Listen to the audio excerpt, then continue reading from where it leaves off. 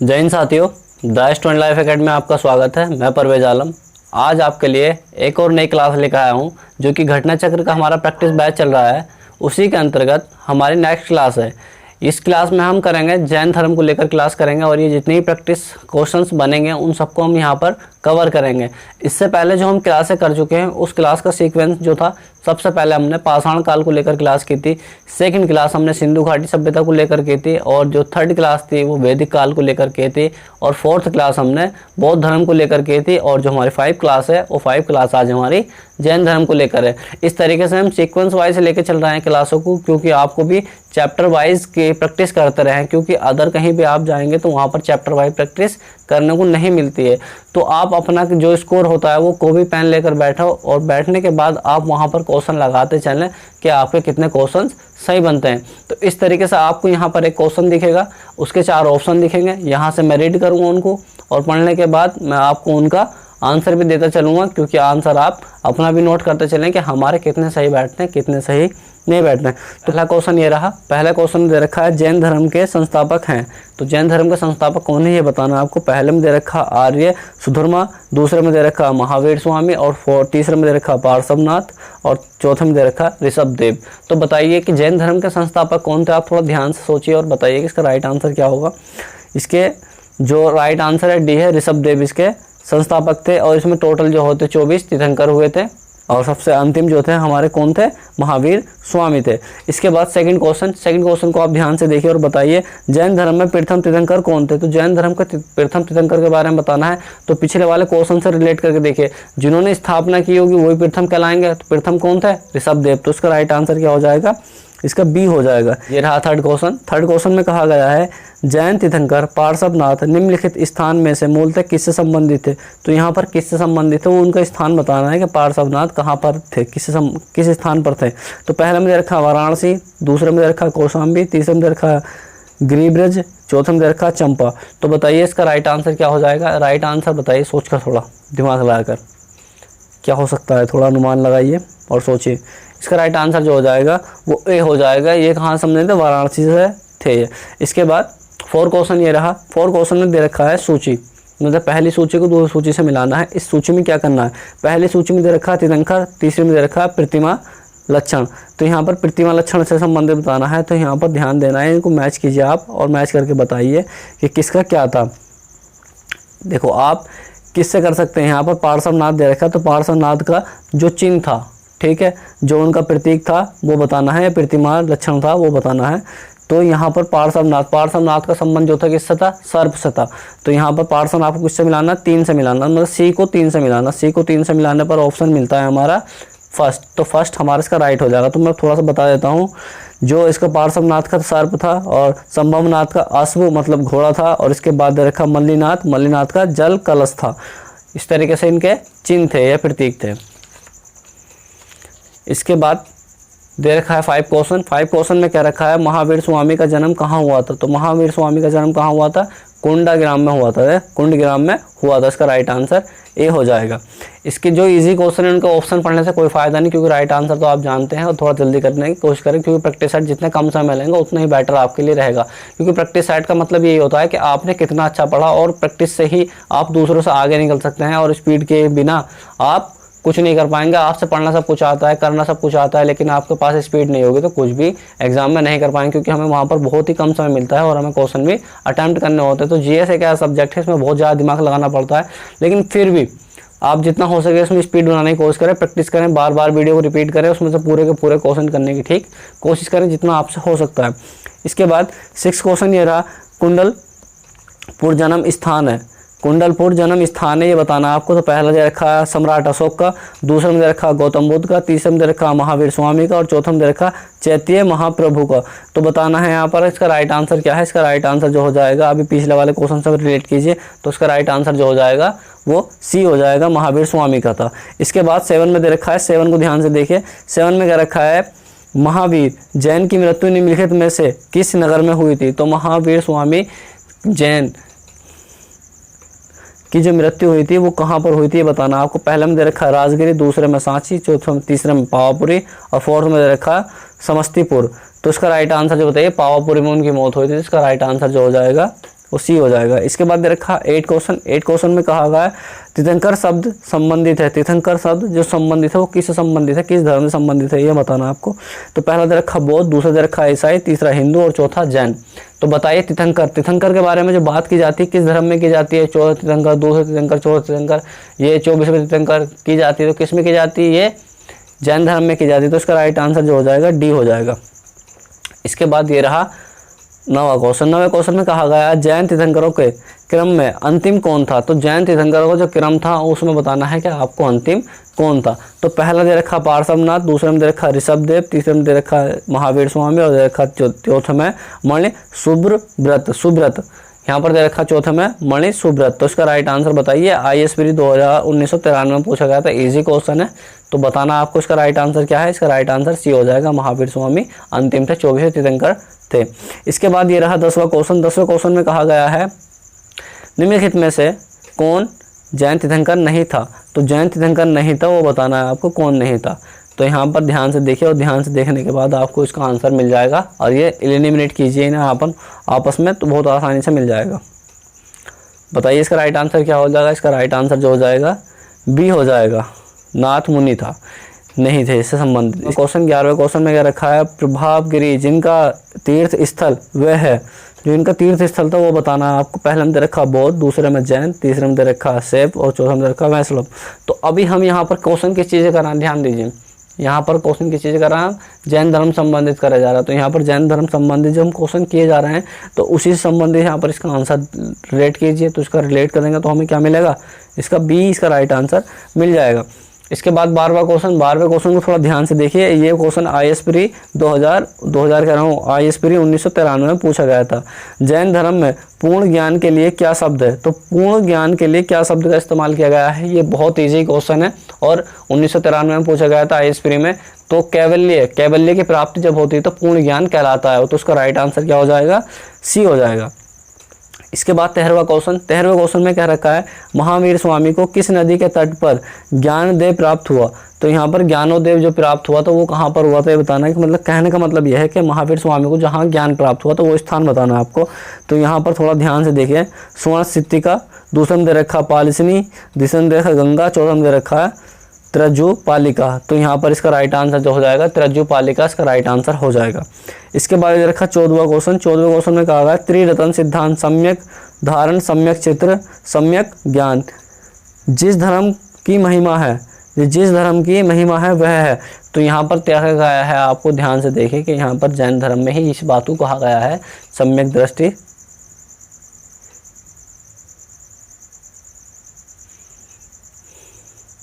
तो इसका right answer जो हो जाएगा सी हो जाएगा।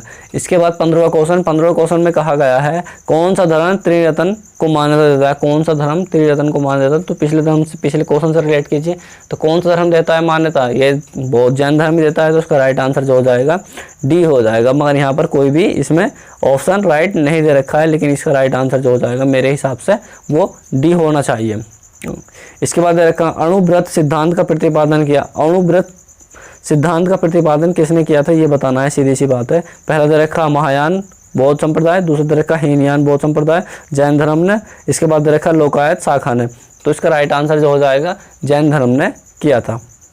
क्वेश्चन 17वें क्वेश्चन में कहा गया स्यादवाद सिद्धांत है। तो पहले में दे रखा लोकायत धर्म, दूसरा में दे रखा शैव धर्म, तीसरा में दे रखा जैन धर्म और चौथा में दे रखा वैष्णव धर्म। तो बताइए इससे किससे संबंधित है। तो यहाँ पर देखना है इसका राइट आंसर बताइए थोड़ा सोच कर। आसानी से इसका आंसर नहीं मिलेगा। छत्तीसगढ़ पीछे 2005 में पूछा गया था और इजी क्वेश्चन है, मगर फिर भी आप दिमाग लगाइए क्योंकि आपने NCERT में पढ़ा होगा, इसकी जानकारी आपको होगी। इसका राइट आंसर जो हो जाएगा जैन धर्म हो जाएगा। 18वां क्वेश्चन। 18वें क्वेश्चन में भी इसी बात को दोहराया गया है। तो इसी बात को जब दोहराया गया है तो उसका राइट आंसर जो हो जाएगा वो बी हो जाएगा। इसके बाद ये रहा 19वां क्वेश्चन। 19वें क्वेश्चन में थोड़ी सी जानकारी अच्छी दी है और अच्छा क्वेश्चन है। IAS प्री 2011 में पूछा गया था और बढ़िया क्वेश्चन है। इस क्वेश्चन को थोड़ा ध्यान दीजिए। जैन दर्शन के अनुसार सृष्टि की रचना एवं पालन पोषण, बस इतना ही दे रखा है। इस क्वेश्चन को ध्यान से दी। पहले में दे रखा है सार्वभौमिक विधान से हुआ है, दूसरा दे रखा सार्वभौमिक सत्य से हुआ है, तीसरा दे रखा सार्वभौमिक अवस्था से हुआ है, चौथा में दे रखा सार्वभौमिक आत्मा से हुआ है। तो इसका राष्ट्रीय आंसर मेरे हिसाब से क्या होना चाहिए, एक किताब के अनुसार क्या होना चाहिए बताइए। इसका राइट आंसर जो हो जाएगा ए हो जाएगा। ठीक है, यहाँ पर थोड़ा ध्यान देने वाली बात है कि यहाँ पर सार्वभौमिक विधान से हुआ, सार्वभौमिक जो हमारे हाथों में नहीं है उसी के आधार पर हुआ है। इसके बाद ये रहा 20वां क्वेश्चन। 20वें क्वेश्चन में कहा गया है अनेकावाद निम्नलिखित में से किस क्रोध सिद्धांत एवं दर्शन है। तो यहाँ पर बताना है आपको। पहला दे रखा बौद्ध मत, दूसरा दे रखा जैन, तीसरा दे रखा सिख मत और चौथा दे रखा वैष्णव धर्म। तो इसका राइट आंसर बताइए। इसका राइट आंसर जो हो जाएगा जैन धर्म से हो जाएगा, इसका बी इसका राइट आंसर हो जाएगा। ये रहा 21वां क्वेश्चन। 21वां क्वेश्चन यूपीपीसीएस मेंस 2014 में पूछा गया था। इसको ध्यान से देखिए और बताइए निम्नलिखित में से कौन सा धर्म विश्व विनाशकारी प्रलय की अवधारणा में विश्वास नहीं रखता है। तो यहाँ पर इसका आंसर देना है आपको। ध्यान से देखिए, पहले में बौद्ध धर्म, दूसरे में जैन धर्म, तीसरे में हिंदू धर्म और चौथे में दे रखा क्या, इस्लाम धर्म। तो बताइए यहाँ पर कि प्रलयकारी मतलब सीधी सी बात है क़यामत की क्या अवधारणा को मान्यता प्रदान नहीं करता है। तो इसका राइट आंसर जो हो जाएगा जैन धर्म हो जाएगा। ठीक है, 22वां क्वेश्चन को ध्यान से देखिए और बताइए इसका राइट आंसर क्या हो जाएगा। जैन धर्म का आधारभूत बिंदु है। तो आधारभूत जो बिंदु है वो बताना आपको कर्म, निष्ठा, अहिंसा और विराग। तो इसका राइट आंसर क्या हो जाएगा, वो अहिंसा में विश्वास नहीं रखते थे। इनका जो मूल बिंदु अहिंसा में विश्वास रखते थे, इनका जो मूल बिंदु था वो था अहिंसा। तो इसका राइट आंसर सी हो जाएगा। इसके 23वें क्वेश्चन में कहा गया यापनिक किस का एक संप्रदाय था। तो यहाँ पर यापनिक जो संप्रदाय था किससे संबंधित था। पहला दे रखा बौद्ध धर्म, दूसरा जैन धर्म, तीसरा शैव धर्म और चौथा दे रखा वैष्णव धर्म। तो यहाँ पर इसका राइट आंसर जो हो जाएगा बी हो जाएगा जैन धर्म। 24वां क्वेश्चन को ध्यान से देखिए और बताइए भारत की धार्मिक प्रथाओं के संदर्भ में स्थान कवासी संप्रदाय का संबंध था किससे था। तो ये बताना आपको। तो इसका राइट आंसर बताइए क्या है। इसका पहला दे रखा बौद्ध, दूसरा जैन, तीसरे में दे रखा वैष्णव और चौथा में दे रखा शैव मत। तो इसका राइट आंसर क्या है। इसका राइट आंसर बी हो जाएगा जैन मत। इसके 25वां क्वेश्चन ये रहा। 25वें क्वेश्चन में कहा गया निम्नलिखित में से कौन सा सबसे पूर्वकालिक जैन ग्रंथ कहलाता है। सबसे पूर्वकालिक जैन ग्रंथ जो कहलाता है वो कौन सा कहलाता है। यहाँ पर पहले रखा बहार अंग, तीसरे में दे रखा बहार उपांग, चौथे में दे रखा 14 पूर्व, इसके दे रखा 15 उपपूर्व। तो इसका राइट आंसर जो हो जाएगा 14 पूर्व इसका राइट आंसर हो जाएगा। इसके क्वेश्चन 26वें क्वेश्चन को ध्यान से देखिए। ये प्रारंभिक जैन साहित्य निम्नलिखित में से किस भाषा में लिखे गए थे। तो आप सभी जानते हैं कि ये किस भाषा में लिखे गए थे, ये अर्धमागधी भाषा में लिखे गए थे। इसका राइट आंसर ए हो जाएगा। 27वां क्वेश्चन को आप ध्यान से देखें। निम्नलिखित में से कौन से स्थल पार्श्वनाथ के संबंध में होने के कारण जैन सिद्ध क्षेत्र माना जाता है। तो इसका राइट आंसर बताना आपको। पहले में चंपा दे रखा, दूसरे में पहाड़ दे रखा, तीसरे में दे रखा समेध शिखर। तो इसको बताइए राइट आंसर क्या है। इसका राइट आंसर हो जाएगा सी समेध शिखर इसका राइट आंसर है। इसके बाद ये रहा IAS प्री 1996 में पूछा गया था निम्नलिखित में से कौन सा आरंभिक जैन साहित्य का भाग नहीं है। तो आरंभिक जैन साहित्य का भाग जो नहीं है वो बताना है आपको। तो इसका राइट आंसर जो हो जाएगा थेरी गाथा इसका राइट आंसर हो जाएगा। ये इससे संबंधित नहीं था। ये रहा 29वां क्वेश्चन। ये रहा 29वां क्वेश्चन। 29वें क्वेश्चन में कहा गया जैन संप्रदाय में प्रथम विभाजन के समय में श्वेतांबर संप्रदाय के संस्थापक थे। तो यहाँ पर बताना शूलभद्र, भावभद्र। इसके बाद बताना आपको ये दोनों ही मोस्ट थे। यहीं से आप वो कैच कर सकते हैं, नीचे वाले ऑप्शन पर जाने की कोई ज़रूरत ही नहीं है। तो इसका राइट आंसर देखो से श्वेतांबर और और से शूलभद्र। तो इसका राइट आंसर से मैच कर लेना। तो इसका राइट आंसर क्या हो जाएगा, ए हो जाएगा। इसके बाद ये रहा 30वां क्वेश्चन। 30वें क्वेश्चन में कहा गया भगवान महावीर का प्रथम शिष्य था। तो महावीर स्वामी का जो प्रथम शिष्य था वो बताना आपको। तो उनके ही दामाद थे, कौन थे, जमाली। तो इसका राइट आंसर जो हो जाएगा ए हो जाएगा। इसके बाद ये रहा 31वां क्वेश्चन। 31वें क्वेश्चन में भी ये कहा गया है कि महावीर स्वामी का प्रथम अनुयायी कौन था। तो वो भी राइट आंसर इसका जमाली हो जाएगा। 32वां क्वेश्चन को आप ध्यान से देखिए।